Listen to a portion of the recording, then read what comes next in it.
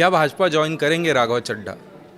राघव पर एक्शन का क्या है एग्जैक्ट रीज़न? और राघव चड्ढा पर किसकी भविष्यवाणी हुई सही साबित? नमस्कार, वंदे मातरम। आप जुड़े हैं न्यूज़ 18 के डिजिटल प्लेटफॉर्म से और मैं हूं सत्यम ठाकुर।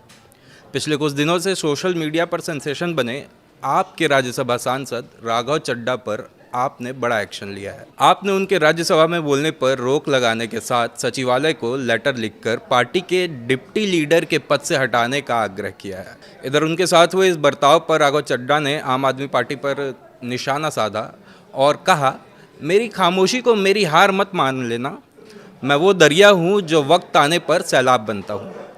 हालांकि आपके इतिहास में ये पहली बार नहीं है जब उनकी पार्टी के नेता ही उनके खिलाफ आ गए हों।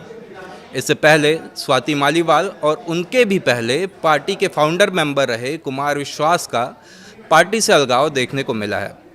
कुमार विश्वास ने तो एक इंटरव्यू के दौरान इशारों में राघव चड्ढा को लेकर भविष्यवाणी भी की थी कि अगला नंबर राघव का ही है, जो अब कहीं ना कहीं सही साबित हो रही है।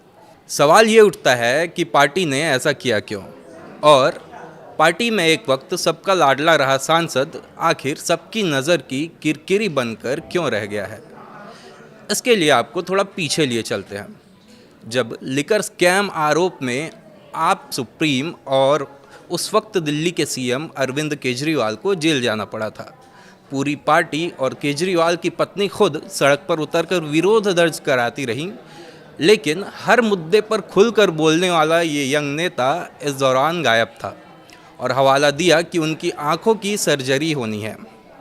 बताया जाता है कि सर्जरी के बाद भी राघव लंदन में ही थे, जबकि इधर केजरीवाल की पत्नी भारत में संघर्ष कर रही थी।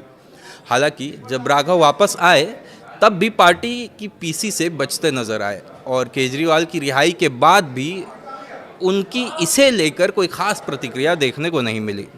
अगर बात करें आपके नेताओं के पर्सपेक्टिव की, तो आप नेता अनुराग ढांडा ने उनके आम जनता के मुद्दे उठाने पर एक्शन की बात को नकारा और कहा कि हमें संसद में वैसे भी बहुत कम समय मिलता है, हम इसे या तो देश को बचाने की लड़ाई में इस्तेमाल करें या एयरपोर्ट के समोसे को सस्ता करने में व्यर्थ कर दें।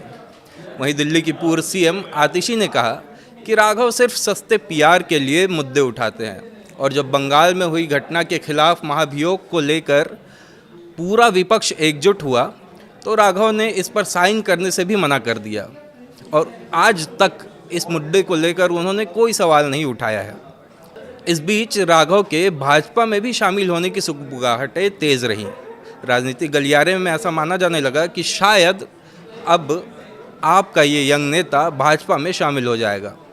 हालांकि इसे लेकर ना तो राघव की तरफ से कोई प्रतिक्रिया सामने आई है और ना ही भाजपा के किसी नेता की तरफ से ये कहा गया है, और ये कहना भी जल्दबाजी होगा कि वे बीजेपी को ज्वाइन कर सकते हैं।